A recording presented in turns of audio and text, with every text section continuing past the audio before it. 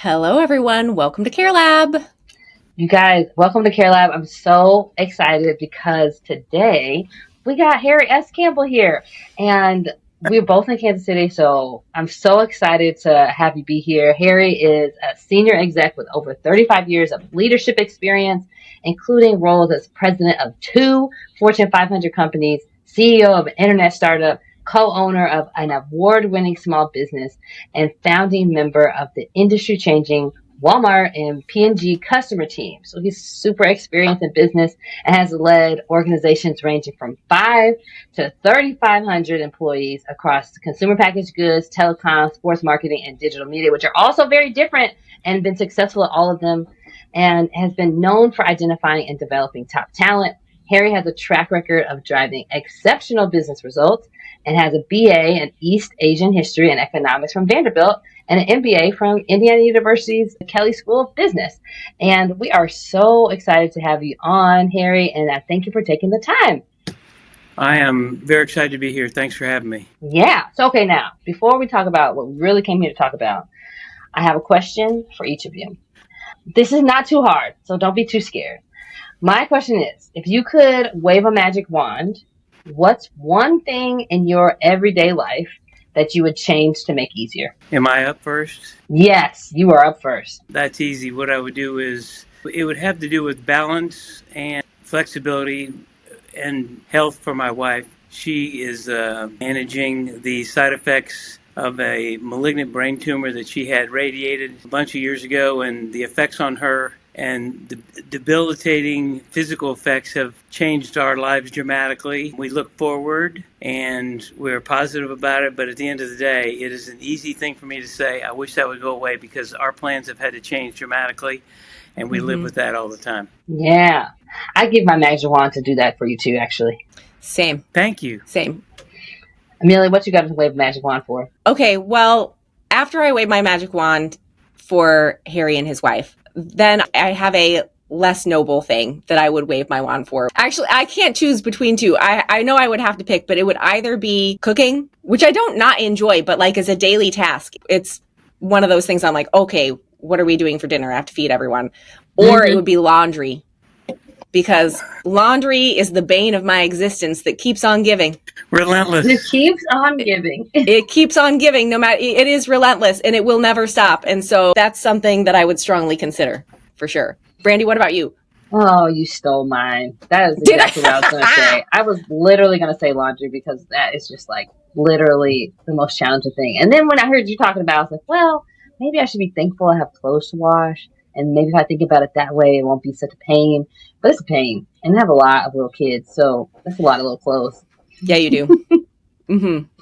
My kids are old enough that they can help now. So like they are more responsible for managing their own stuff. And I feel really strongly that like as soon as kids can be helpful with things, they should be helpful with things, because one, like we're a team, we're a family, right? A team. Mm-hmm. And then two, like that's a life skill. And if I can send them out in the world prepared to do their own laundry and not calling me from a college dorm saying like, Mom, how much do I put in? I'm not having that conversation then. Mm-mm. I love it. That's a great approach. Mm-hmm. Magic wands aside, I guess. When, Harry, I heard just a smidgen of your story about how successful you've been in business, but then how you're taking your business skills and turning them into like educating others and then taking the proceeds from that to donate to charity. I was like, whoa, that's critically amazing. And so I really love it if you'd kind of just like start at the beginning, and whatever beginning that you want that to be, about like how you came to be at this place right now. Wow. I'm going to start kind of halfway through, because the first part of it is, it's real, but it seems like a different world and a different person and a different family ago. My wife was diagnosed in 2004 with a malignant, inoperable brain tumor. The bad news was she has a brain tumor. The good news was it was a grade 2 and not a 3 or a 4, which means it was not as aggressive. They were able to, she had a craniotomy at UCSF, which is an awesome hospital for open head surgery for a craniotomy. They couldn't remove the tumor because it's enmeshed in her motor cortex and it would have paralyzed her left side. So they had to staple her back up. They radiated her and told her that based on the biopsy, which they were able to do, a biopsy, that it would probably be in the neighborhood of 10 to 12 years and it would take her. And we set out about life and changing the priorities and doing what you need to do, but also laundry and dinner gets in the way, and sometimes you just don't, you forget about everything that's going on and you just deal with the little stuff. But the fascinating thing was, despite the time frame that the doctors laid out, Chris, my wife is Christine or Chris Campbell, she was asymptomatic for years. And it's an interesting, sometimes I try to explain to people how weird that is, because at home we know she's got this ticking thing in her head. All sorts of bad things can and we expect to happen, but they're not. People see her, they don't realize she's sick. It's this whole kind of mixed stew of good news, bad news, et cetera, et cetera. We traveled a lot. We have a 30-year-old and a 28-year-old, and then we have a late life baby who came after she was diagnosed. He's a junior in high school, so he's doing finals. Actually, it's next week, and then he has a senior year ahead of him. And he's a joy, and I'm so glad we have him around, because that changes the dynamics in the house to have a helpful teen. They're not always helpful, but he's the classic case of a low-maintenance kid, so it's awesome. But the asymptomatic thing changed about 4 years ago, and Chris started having symptoms, and it turns out that the symptoms she's having are as a result of the lesions on her brain from the radiation treatment that she had. So the tumor has not misbehaved yet, which is kind of a miracle. We know it's malignant, but it hasn't grown, which is kind of unheard of. But at the end of the day, her symptoms started up, and she's manifested that.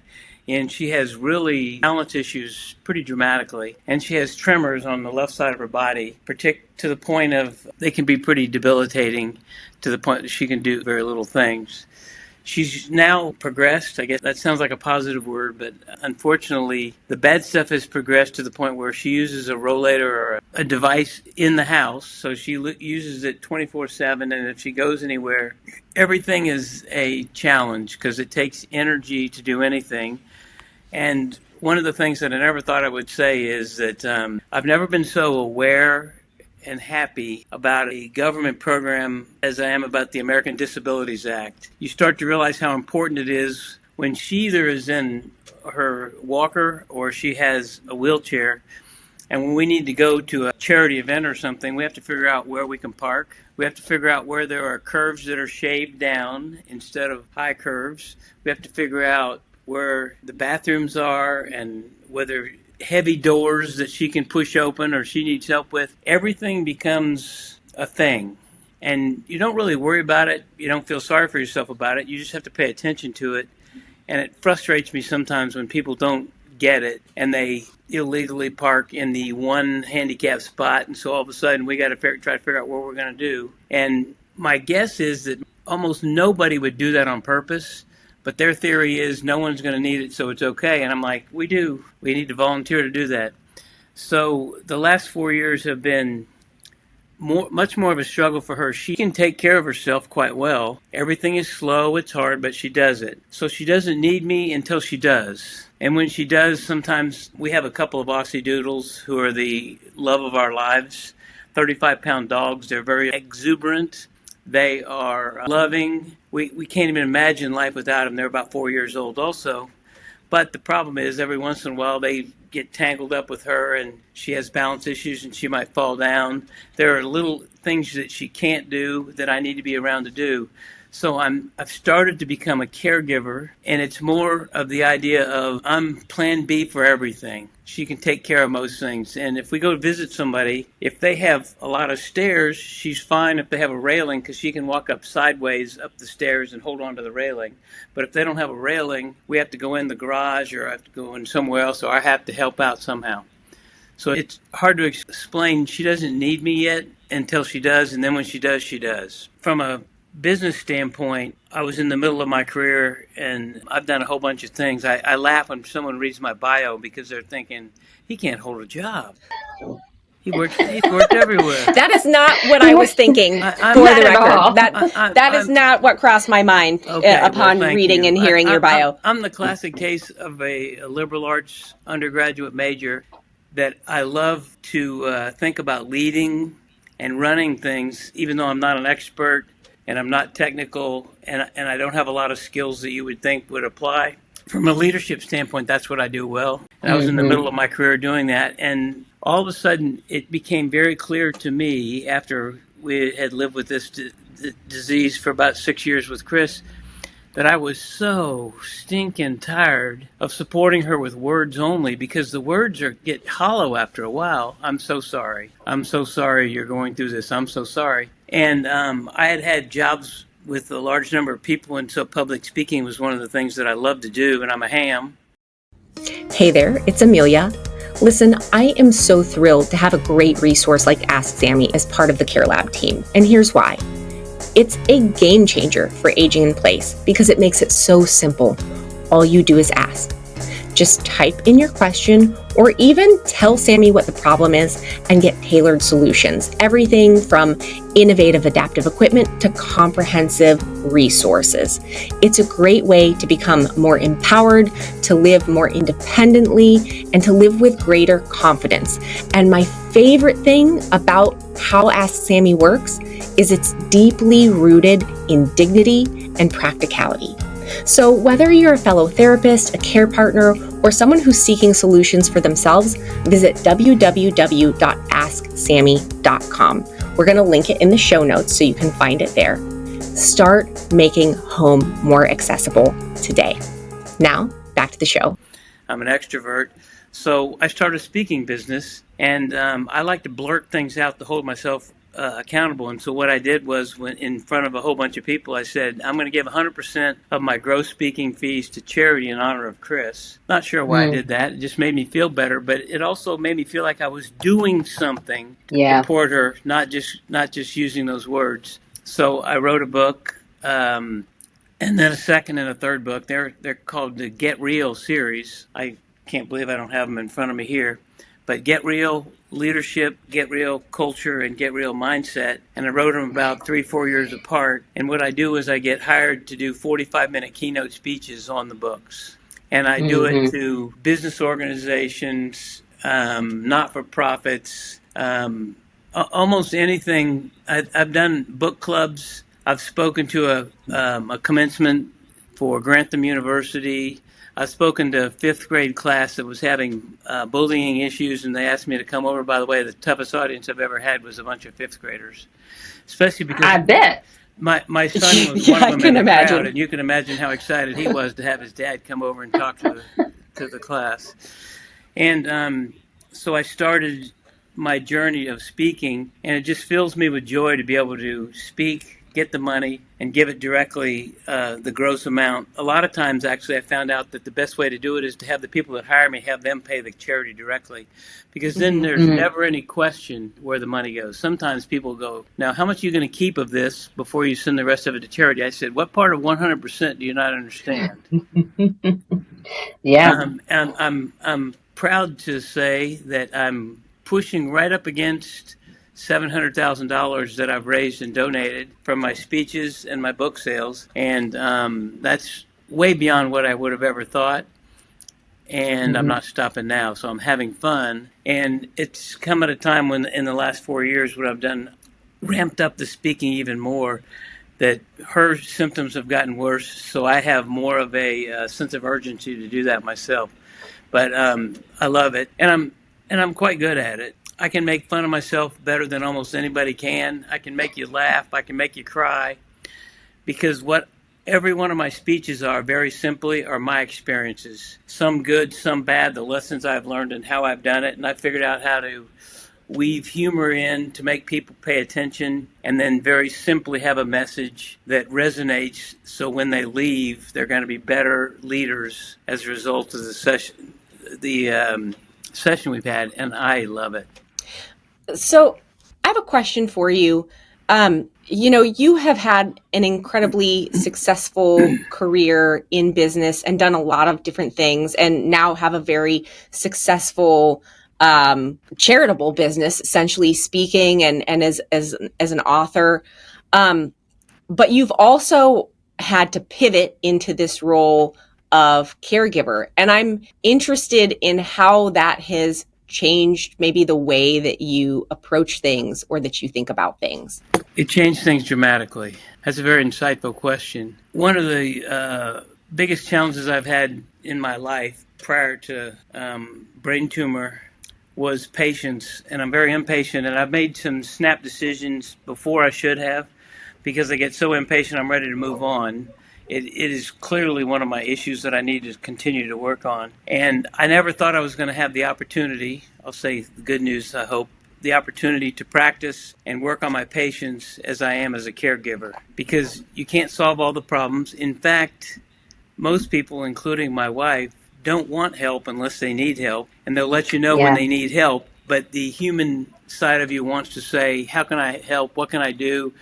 Scoot around her to get the door and open this, do this, do this, do this, do this for her. And it's not contentious, but at the end of the day, she even has to remind me, and I hear every day, I got this. Unless I need help, please don't. And someone like a friend that she might see once a week or every couple of weeks doesn't have any perspective on that. And so Mm-hmm. it's the patience thing tested me and has made me a better person, but it's been very, very hard. So that's probably the simplest way I would answer that question.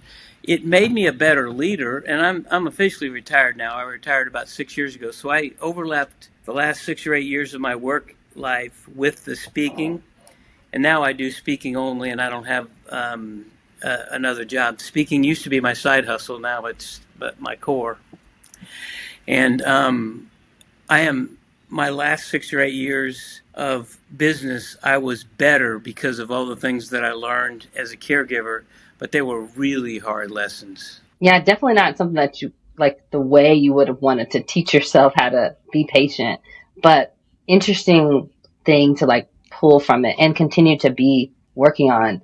So, and like we try to make sure that we're speaking to family caregivers and providing really excellent information that they might need now or might need in the future. And so with that in mind, like and having had this journey and continuing on it right now, what's maybe something you wish you would have known earlier on in your caregiving journey that you know now that you would want to like let the rest of our audience know? I love giving blink reactions. What comes to my mind? I'm going to give you exactly what came to my mind when you started saying that. I thought about this, and this is going to seem kind of weird, but I think I can connect it back. When I first started doing some caregiving for Chris, and also when her disease came on, I was a leader. But one thing I had forgotten, and I learned later, and I emphasize and talk about it now, is there's 3 levels of leadership that I pay attention to. Leading yourself is a foundation, and that's the one that I didn't appreciate enough. If you're going to be successful in life or in business or as a caregiver, you have to be able to lead yourself, because why should anybody ever follow you or pay attention to you if you can't lead yourself? If you have words that don't match your actions and your tone, you could call that hypocritical, whatever the term is. But you need to be able to lead yourself fundamentally and foundationally, because that means you're probably willing to be vulnerable, and you're striving to be more consistent as a leader. But if you can lead yourself really well, then there's a second level of leadership that has to do with leadership of people. And I'm not talking about direct reports. That's fine. That's all good. But some of the best people I've run into lead sideways, they lead up, and they lead down. And they have what I believe is influence and impact. That is my definition of leadership, is people that have influence and impact. Doesn't matter to me how big your budget is, whether you have 0 or 1,000 people that work for you. If you have influence and impact, you're a leader. So you've got this foundation of leading yourself. Once you figure that out, getting up and moving up the pyramid to leading the people around you is actually much easier, because you've got the foundation. Then the third one at the top that I use when in my speeches in the business community is leading the business. Leading yourself, leading people, leading the business. And that's the fun one, because then you've got people all marching in the same direction. You've got the good culture. You've got people that aren't complaining. What they're doing is working on what you want them to work on, and that's the fun part. And I must admit, what we have gone through as a family and personally has helped me in those ways. And when I went to write the first book and I laid out that pyramid, I talked about it kind of, but not in the way that I just did. And it solidified it, and it makes me so happy. And I talk about it with almost anybody. If I do a one-on-one mentoring or I do a speech, the idea of leading yourself, leading the people around you, and then leading the business or leading life can be, if it's not business. And that, to me, has been an amazing transformation with regard to my ability to be successful in the business world and better at home with my wife. One of the things that I really notice as you're talking is, obviously it would be great if this thing with Chris was not happening. That would be ideal, and it's hard. And you recognize that there are going to be challenges with this, but I keep noticing that you are able to find the positives and find the opportunities in there as well. And I don't mean business opportunities. I mean opportunities for personal growth and for making something out of a negative situation that can be better. How important do you do that consciously, and how important do you think that is to both you but also to Chris as you both move through this journey together? Aging comes with a lot of questions, and LumaLink is here to help you find answers. This easy-to-use AI helpline connects older adults and caregivers with verified local support and services with a single phone call. Whether you're looking for help with transportation, home care, guidance on fall prevention, or just need a hand to figure out what's next, LumaLink simplifies the search so you can focus on what matters most. LumaLink is launching soon in select areas. Keep listening to learn when Luma is available near you. The first thing I'm going to say is thank you, because that felt very good when you said that, because it's something that I just do. To answer your question directly, it is more woven into my personality and has been my whole life. In my family, I was the pleaser. You don't get to choose your role in your family. It chooses you. It could be kind of dictated a bit by birth order or Lord knows in any other factors with regard to your family. I'm the pleaser, which means that I read people well, and I want conflict avoidance is the bad way to say it. Conflict minimization is another way of saying it. And I'm incredibly optimistic about life, almost too much so, because I'm very mischievous and I think funny things. And even when the business world can be falling apart and a competitor is tearing us up or something's happening, I don't get pessimistic very easily. Sometimes to a fault I'm optimistic, but that is my personality. And I think what you've seen is I've woven that into my relationship with my wife and with the disease she has. And I'm glad I had that, because if I didn't, I think I would have had a lot more darker days. I'd still be okay, but I wouldn't be as okay as I am if I didn't have that optimism, which is very, very important. One of the things I forgot to mention, and this just shows you the intelligence and savvy of my wife, she was deciding whether to have a craniotomy, because we were getting diagnoses from around the country, and some of the best brain surgeons in the whole U.S. were voting, do a craniotomy, and others were saying, don't, do a needle biopsy, do this, do that. She had to decide, and she decided to have a craniotomy because one of the foremost surgeons said, you know what, you're in your early 30s. If we can manage this, they're always a little nervous to expose the brain.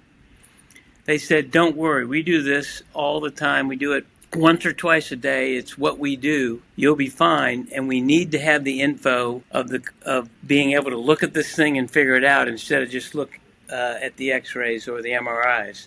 We went to a dive bar in San Francisco, and we were drinking beer, and she decided to have the surgery, and the name of the bar we were in was Louis. She decided to name her tumor Louis.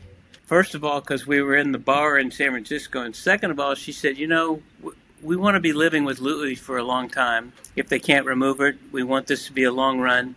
And it's a lot easier to trash talk and deal with the Louis than it is to use the term tumor. Our kids weren't that old. We wanted to be able to have engagement with them about it, and so we can put T-shirts that talk about get rid of Louis, and we can trash talk it. And I thought that at the time, I didn't think it was good or bad. I just thought, okay, she's doing that. In hindsight, it was brilliant. More people should do that. I like that you guys trash talk Louie. I like that this happened in a bar before surgery. I feel like you might be my kind of people. Maybe. So one of the things that you mentioned is that the money from your speaking goes to charities, but I haven't heard you talk about the charities. Is there more than one? Is there one particular that you want to highlight and talk about why you decided that money to go to? It's primarily one. It's called Head for the Cure. So think head as in brain tumors. It's based in Kansas City. It was crazy irony. It was founded by a friend of mine, Matt Anthony, who lost his brother to a brain tumor in 2003. Chris and I supported him. They did a 5K in 2003. And we as a family supported Matt. 6 months later, Chris was diagnosed, so we supported the first Head for the Cure event and run and fundraising 5K at Corporate Woods. 6 months later, all of a sudden, this became more personal, and we've been supporting that organization since then. I'm on the board now. Chris was on the board briefly. Having both of us on the board doesn't make any sense, so I carry the mail that way. But Head for the Cure, which now has about 10 or 12 people on staff and raises $3 to $4 million a year gross, and uses the proceeds to give grants and to fund clinical trials with a stated goal of helping to find a cure. And I love the fact that it's here. It was started by a friend of mine that didn't have, before we had any personal relationship with this disease. Now here we go, and let's get after it. So first of all, thank you for sharing your story and your wisdom. I have two questions for you to kind of wrap up here. The first, and I'll ask them both at the same time. You can choose which order you want to answer it in. The first is, if there was like one message that you had for other caregivers who are, and other families that are listening to this and need something to take away, like what would that message be? And so not a big ask at all. Don't worry about it. And then the second one is, where can people find out more about hiring you as a speaker to help support this great cause? And then, any other information that you'd want folks to have about supporting the charity, the foundation. I'm pondering, so I love it. I'm very comfortable. Ponder away. I'm very comfortable with silence. If you're going to be a good executive, it's a really great trait, because someone will fill the air. One message. In my third book, Get Real Mindset, the entire 45 minutes, my books are 100 pages double spaced, by the way, so if it takes you more than an hour and 15 minutes to read it, you need to go back to the Slow Learners Club. They're very simple, but that book about Get Real Mindset talks about three things that I think you should have as a mindset, and that goes directly to this message. And it's the middle one, but it's a 3-message book. The first one is be an attractor. And when I say that, I literally mean be someone that people want to be around. Because what happens is good things can come to you. You're not going to get things that you shouldn't get. Like if you're trying to raise money for a business, you're not going to get money you shouldn't get, but you'll get meetings because people want to help you. They might say, Brandy, I know the vice president of Cerner. I'm going to set you up with her, or whatever it is. They help you. So be an attractor. The third one is live to learn. And I'm coming back to the second one because it answers your question. And I just love being curious and try to learn and try to understand something different or new, whether it's a skill set or knowledge every day. We're big trivia people around here. At dinner, we always have trivia questions, and we're kind of battling it out mentally and having fun doing it. So that live to learn. So it's a book. First one, be an attractor. Third one is live to learn. The middle one is literally embrace the crookedness. And I use a play on words there. The crookedness there has nothing to do with integrity. It has to do with the crookedness of life. When you walk outside, you might slip on the front step, fall and hit your head, and your life has changed. You might have a flat tire and you miss a meeting you wish you hadn't missed, and because of that, you don't get a job you should have gotten. I don't know. But at the end of the day, the words are very straightforward. Embrace the crookedness. And I always said this, and now all of a sudden we're having to do it. Life got crooked for us. Boy, did he get crooked. People would say, oh, Harry had a great job and paid all this money and got to have all this power and have fun and go to the Masters and the Super Bowl and all that. And then you could look at it and go, yeah, well, his wife also got a brain tumor. She's 55 years old and she's going to be using a walker or a wheelchair the rest of her life. Go ahead and figure out what you want, how you want to deal with it, but embrace the crookedness. So what I say is, don't be pessimistic, but just understand things aren't going to work out the way you want them to very often, perfectly. Embrace that idea. And in business, the way I describe it is sometimes being the people that handle adversity and are willing to get after it quicker and more aggressively are the ones that win, because you're going to have adversity, whether it's a recession or whether it's, a boom time in the business world. Same thing happens personally. I was 58 years old. I had never taken any meds, and I had no problems other than kid problems like a broken arm. But then since then, I've had a couple of different scares with my heart. I was diagnosed with Parkinson's about a year ago. I don't have time for that, so I don't deal with that right now. Our family's got enough stuff. They don't need me worried about that, and I'm not. But at the end of the day, you have to embrace the idea that things are going to be changing. And in fact, think of that as a way for you to learn something new, to potentially see around a corner you wouldn't have seen, have relationships with you might not have had, and potentially have more fun and more joy and more faith than you did as a result of it. So I would say the one message I would have after I've given you a 4-minute answer is embrace the crookedness of life and make it yours, and bring joy and optimism still without being Pollyannish, because you can do that. And if you do, the cool part about it is everything is better, individually, family-wise, and potentially work-wise if you're still working. I've never had that question before, and when I get a question like that and answer it, at the end I start processing it, and I'm very happy with what I said, and I hope when I get that question again I answer it the same way, but I'm not sure what the hell I said exactly. I can relate to that. Are you going to be able to repeat it? Probably Harry, not. we really appreciate you. We appreciate you being here and sharing. And so tell people how they can connect with you more if they would like to. That was the second piece, yes. Two things. First of all, the charity Head for the Cure is Head for the Cure Foundation, but the website is headforthecure.org. And as I said, it's a Kansas City-based organization that's doing everything they can to raise money to try to fund trials and fund brain cancer awareness and to find a cure. And we love the organization and everybody in it. So headforthecure.org. For me specifically, I would love to come and speak for anybody. I have my own website, Harry S. Campbell, and in there are some testimonials. There are more explanation of our story with me and Chris and our family. There is ways to buy my books. You could also go to Amazon. And in a way, and also directly into booking me or having a negotiation with me about coming in to speak.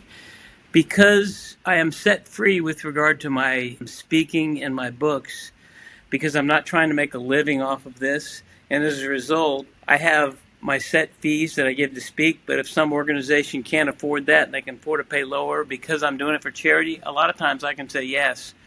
If I was running a business, I couldn't do that because Brandy would yell at me because I charged her $10,000 for a speech, and some dude that she knows that works at somewhere else, I charged $3,000, and then you get yourself in trouble from a strategy and a pricing standpoint. It doesn't exist. I'm a one-person staff. That is what my organization is and how I operate, and would be love to do anything I could to further our cause, raise more money, and also make an impact on the audiences that I talk to, because I get great marks on them. The simplicity of the messages that I bring, like embrace the crookedness, really matter to people, and I love doing that. Well, Harry, thank you so much again for being on. We will make sure to link both of those websites in the show notes. So whether you are watching this on YouTube or if you are listening wherever you listen to your podcast, you should be able to scroll down through those show notes and find those links, both for the charity as well as for Harry's website itself. If you enjoyed this episode, please take a second to like, subscribe, go back, download some other episodes, leave comments, because those are really the best ways for us to help expand our reach and make sure that more people who need this information can find it and get access to it. Until next time, we'll see you right back here on CareLab. Bye. Bye, everybody.